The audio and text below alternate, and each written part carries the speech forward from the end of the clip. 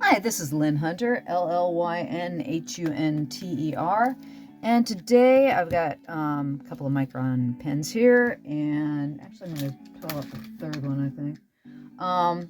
And what we're going to do is I'm going to do a post-it note here today, and we're going to do a friend of mine, Jason Len's Vincent Black Shadow motorcycle. It's from the 50s, beautiful, beautiful bike. And what we're going to talk about today is basically how you draw something mechanical like this with all this, involved material and what have you. We're doing things small.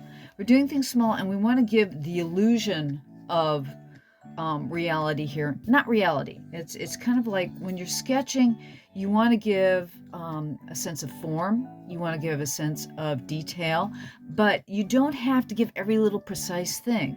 So you're just sketching.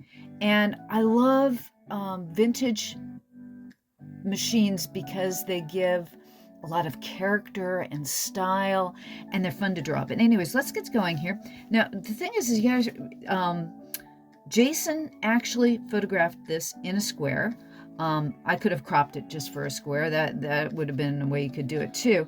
But the thing is that you can use the square itself as an idea of proportion. And if you look at the motorcycle here, it's a kind of a rectangle, and it's got a bit of a diamond shape here. And then you start looking at the smaller shapes within the motorcycle itself. So we're going to start with, okay, how does it fill the space? So I'm going to I do kind of like a dot to dot. I don't like to put down everything quite right away. I'm feeling basically how something fills up a space. So I'm looking at how this particular piece of sculpture. I always like to look at motorcycles and cars as a moving sculpture. And I'm looking at how it fills the space. So you can see I'm starting to put details in here, but I'm seeing how this shape fills this space. You can see that kind of that amorphous shape that's filling the space. And the thing is too, I'm not looking at this as being something that's going to be exact.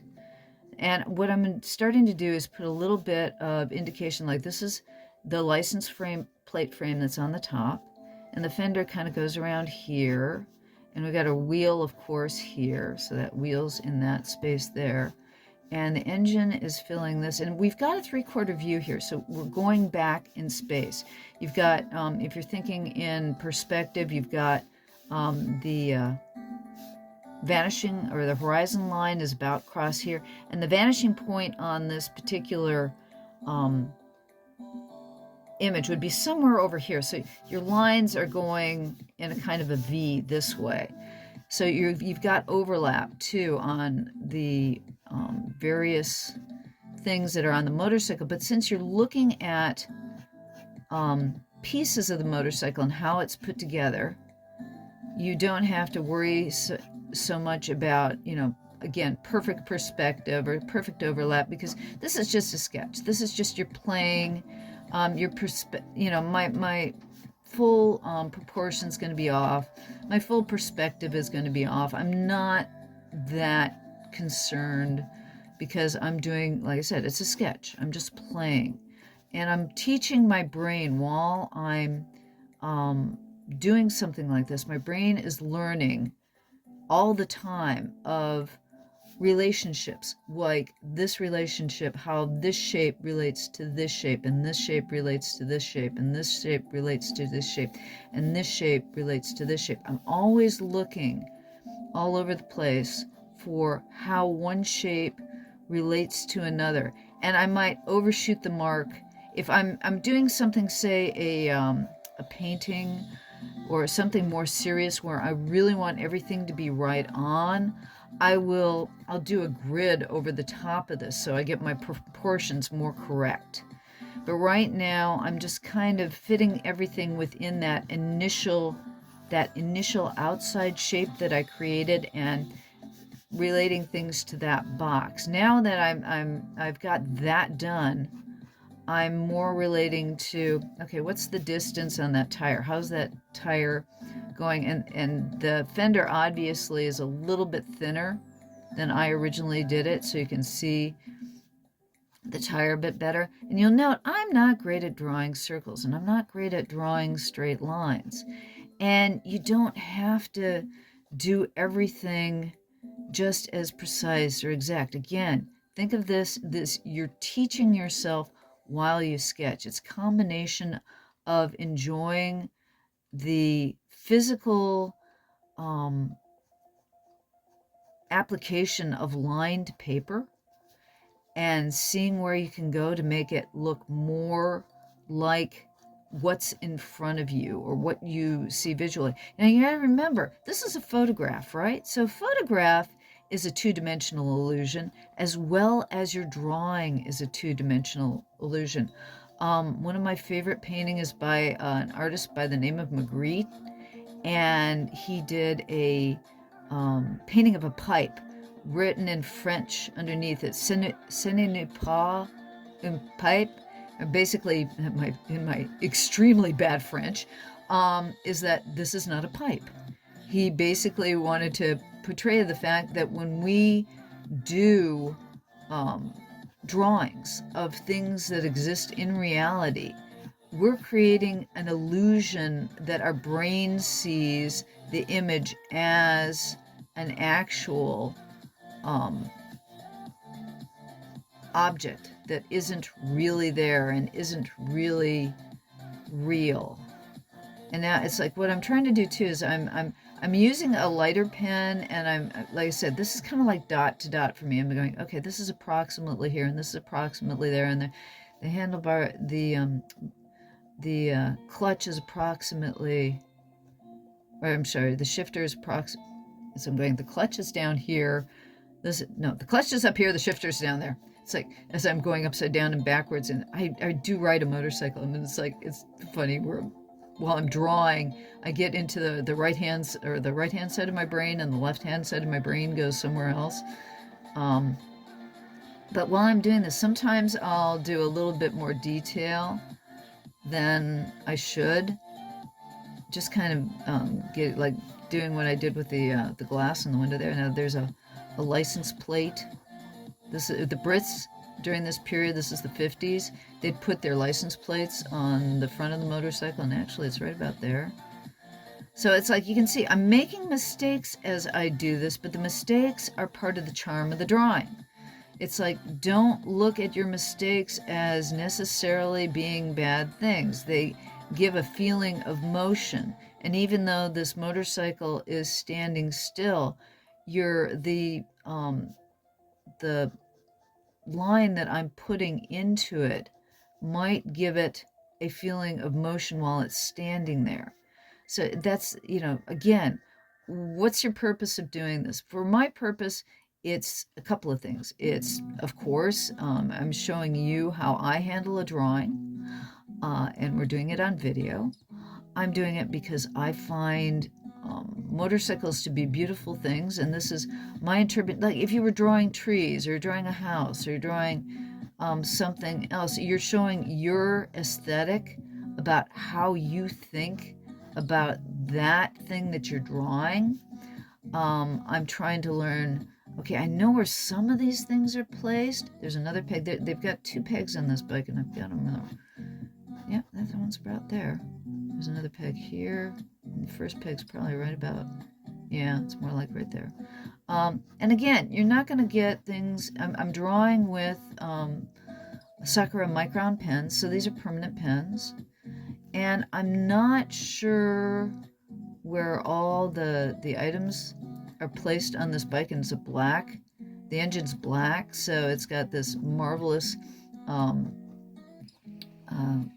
reflections on the black tank, so you can't see all of that. This is a turn signal over here. So I'm sticking this turn signal. The turn signal's kind of cool out to the side there. And the tank comes more down around here. And like I said, you can see while I'm doing it, it's like, no, she's doing it a little bit too high. She's doing this too big. And the thing is that that's okay.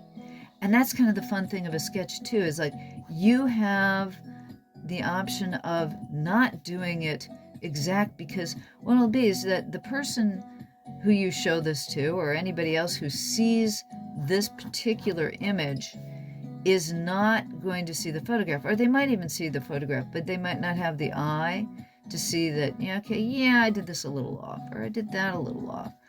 And the thing is that it's like, again, it's okay, because this is your interpretation of a photograph. This is your interpretation of the motorcycle that you're looking at this time, at this moment in space, and how you relate to that piece while you're drawing it, how you felt about it, what you're thinking about it, how you're analyzing. There's so many things that go into any sketch.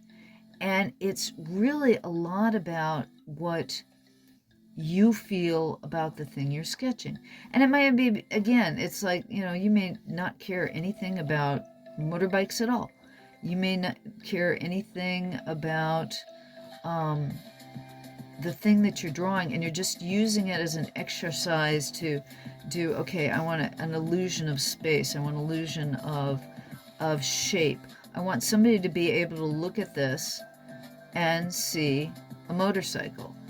And so it might not have any suggestion to you or them at all, other than this is a motorbike.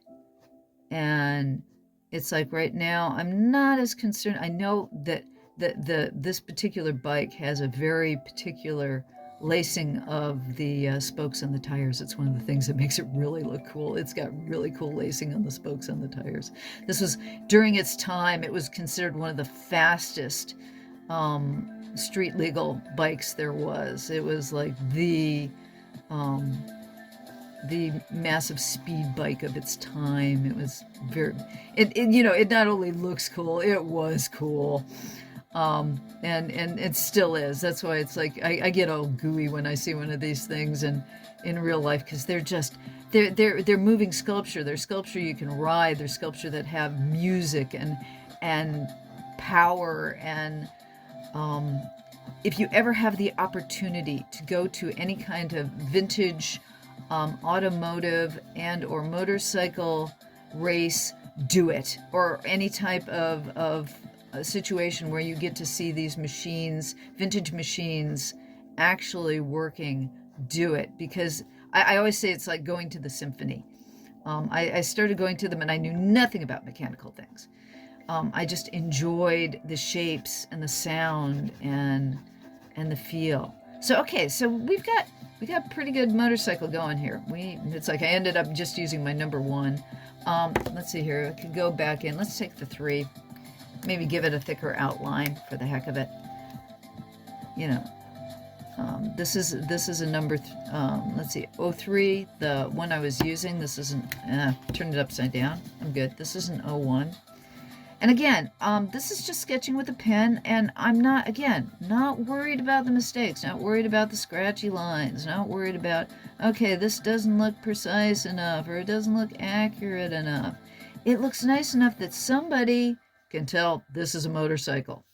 I've gotten pleasure out of spending time looking at something that is old and amazing and is a piece of sculpture. You're playing with, again, shape and form and how it fits on your page. And we haven't spent a lot of time, but I've learned a lot. You've learned something by sitting here watching this. And my suggestion is go find a photograph of a vintage automobile or motorcycle, something that gives you interest.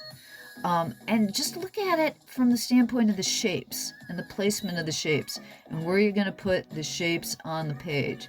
And you'll notice too, as I'm using the darker pen to basically darken up outline, that gives more definition to this really rough, sketchy sketch that I've done. And now I'm just going to put a little bit of color in the wheel just by doing some cross hatching, just doing quick diagonal crosshatch to give indication of the wheel. And notice how that just all of a sudden, just giving it a little bit of extra crosshatch there, makes it stand out just a little bit more, makes it look a little bit different, gives it some more volume.